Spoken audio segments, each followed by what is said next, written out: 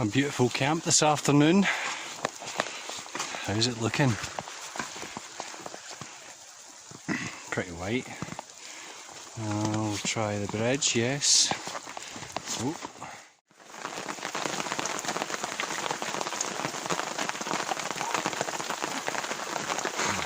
Good afternoon. Take 3. The first time I made this video I didn't have the light on, so I was in pitch blackness. I was a perfectly handsome silhouette. But listen to that. It's like being camping in the rain or in a caravan in the rain. I love that sound. And I'll try and speak up so everyone can hear, because I've got quite an interesting point that I want to make today. And yesterday I was listening to a man. I was doing a bit of reading, but then I decided I'm going to listen to this guy. So I was listening to this guy for a wee minute, and he came out with a revelation of something that I had never considered before, and it really blew my mind, and I hope that this will blow your mind as well. Now, the guy, he's not a conspiracy theorist, he's not a doom merchant, he's a very intelligent thinker of a man, and he projects what he's thinking super clearly, so even guys like me, people that you can understand what he's saying. Anyway, what he was talking about, basically missing the point. And he's not a religious man or a man who's into politics and things, but he was talking about the current state of affairs in 2020, and then he got on to people who are religious people, and he went on to the mark of the beast. Now, when I say mark of the beast, everyone thinks 666, 666 across your forehead, somebody with 666 jumping out the bushes, they're going to kill you, and that's a Satanist, that's the devil. Or he put into focus what it actually meant. Now, the guy is a linguistic expert, if you can call that. I believe no man is an expert, everyone's prone to mistakes, but he's as close to that as he would confess to be. Now, he said when the part out of the Bible, which I've got here, I was having a read at the bit of revelations that he was referring to, the part of the Bible where it refers to the mark of the beast, the number of the beast is 666. What he said is, back in ancient Greece, when this part of the Bible was written, when someone used a number, the number didn't only have a numerical value, it also had a value as a word as well. I discovered this morning when I was fact checking this guy that 117 in ancient Greek, how that would be verbalised would also mean the colour pink, as well as the numerical value 117, which was quite cool. But anyway, he said when it says in the Bible the mark of the beast is 666, translating that back into ancient Greek, not only does it not say mark of the beast is 666, it says the mark of man is excess.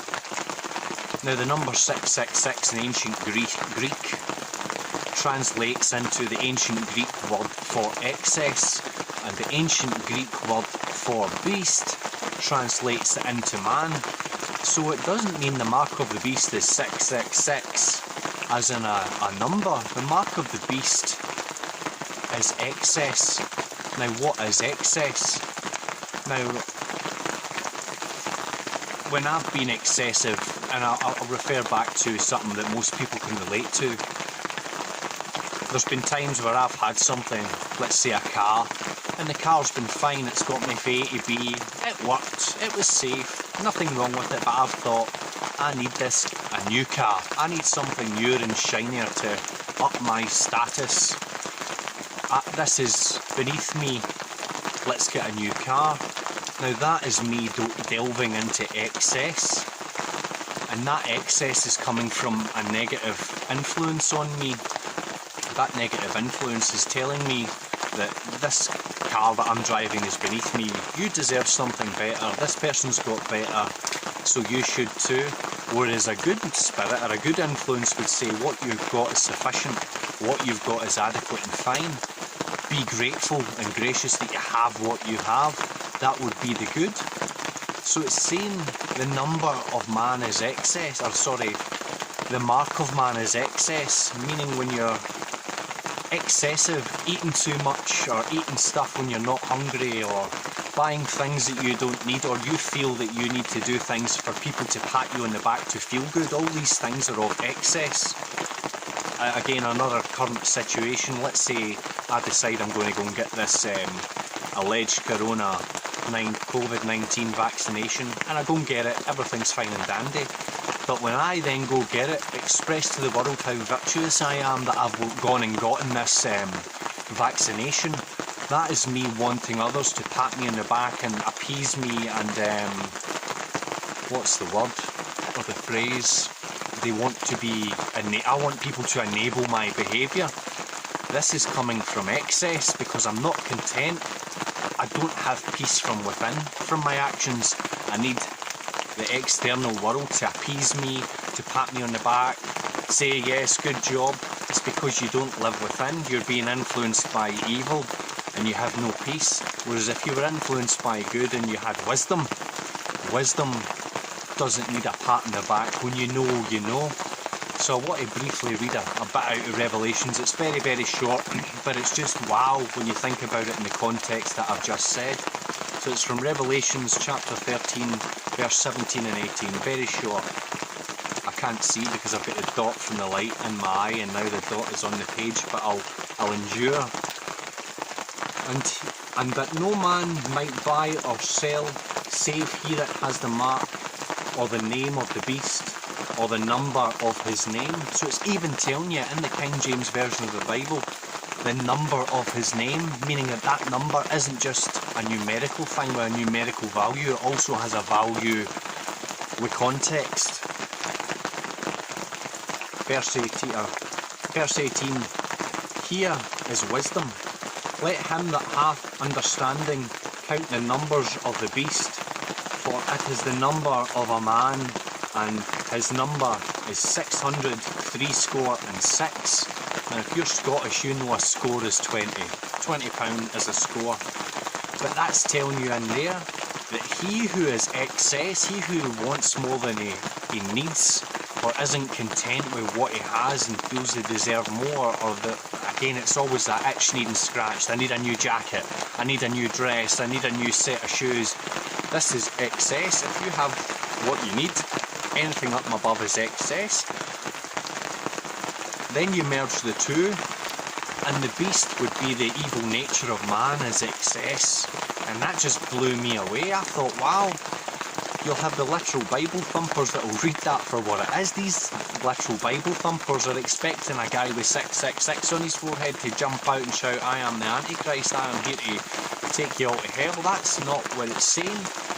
This book, many other books, are telling you how the world works with beautiful stories and in mysterious context that you need to delve into. This is a beginner's book to understanding how the world works, and that guy and how he put things across to me blew me away, absolutely blew my mind. And like I say, I can look within and see that when I have act or desired excess, whether it be money or material things or people to appease me or to bump me up emotionally, that was because I wasn't at peace, I wasn't living from within. It was a negative influence telling me that I needed these things. So I hope you enjoyed that. It blew me away. I'm going to enjoy some more of this beautiful weather. And it is beautiful weather, even with the noise and the cold and the snow and the sleet. As Billy Connolly said, there is no such thing as bad weather, only bad clothing choices. Anyway, I hope we enjoyed that. I hope I've been in focus. God bless, and I'll speak to you very, very soon.